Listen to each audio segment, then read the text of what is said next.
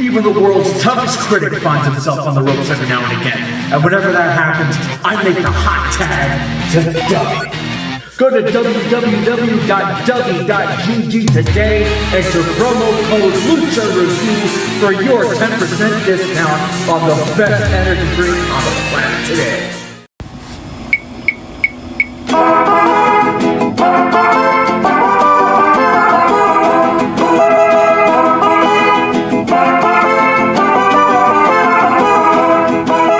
Don't you dare lie to me. I know exactly what you're thinking.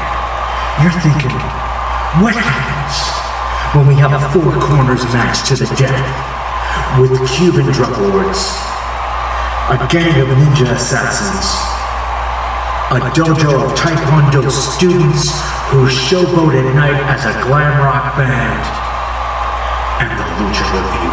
Well, tonight, Luchadors, we are going to find out, because we are stepping into the ring with Miami Connection. Give me that hot tag, and let's burn this guy down. The Lucha Review headquarters is now based in Orlando, Florida, and there's no better movie to celebrate that with than Miami Connection, because most of it was shot in Orlando.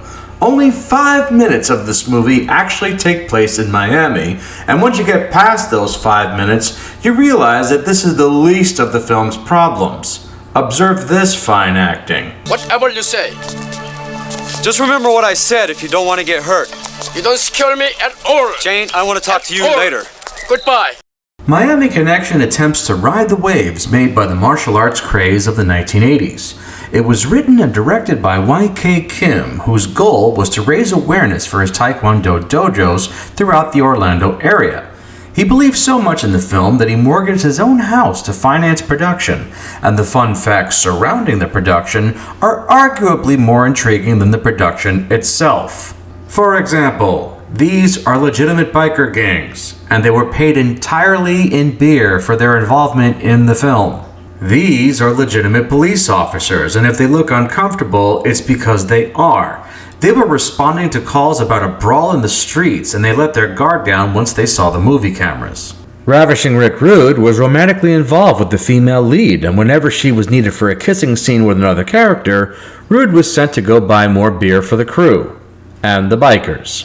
It all sounds like a scene out of a Cannonball Run movie, and we haven't even touched the story yet.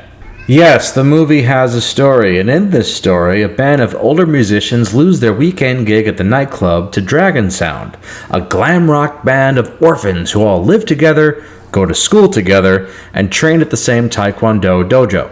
Finding another bar to perform in is out of the question, so the older guys hire a biker gang to kill the members of Dragon Sound. It is quite possible that they've been kicked out of the other hundreds of bars in the city of Orlando, but any attempt to make sense out of anything in this movie might give you a fucking aneurysm.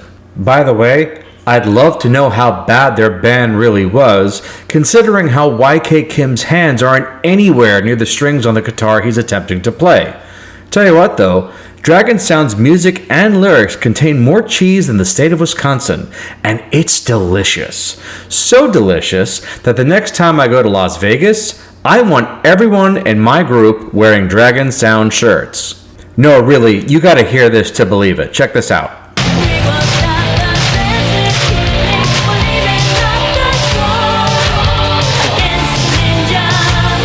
They knew about the war between the drug cartel and the ninjas before they've even met the ninjas. They'll meet them soon though, because the plot thickens when this biker gang is revealed to be friendly with the ninja army who stole the cocaine earlier on. Are you still with me? Doesn't matter. The writers got lost along the way too, because the drug cartel never shows up to get their cocaine back, while the older guy from the rival band doesn't even have a name. Nobody in theaters was able to keep up with this either, and Miami Connection wound up bankrupting Y.K. Kim.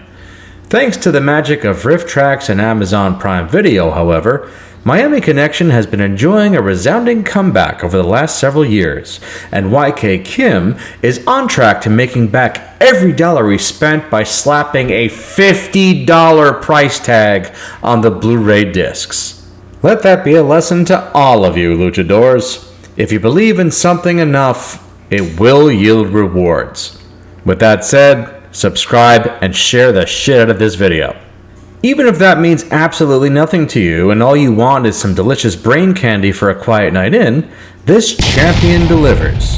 It's goofy, it's badass, and it's fun in all the right places, and I will always have time for it so as long as there's a bottle of Bacardi in the kitchen.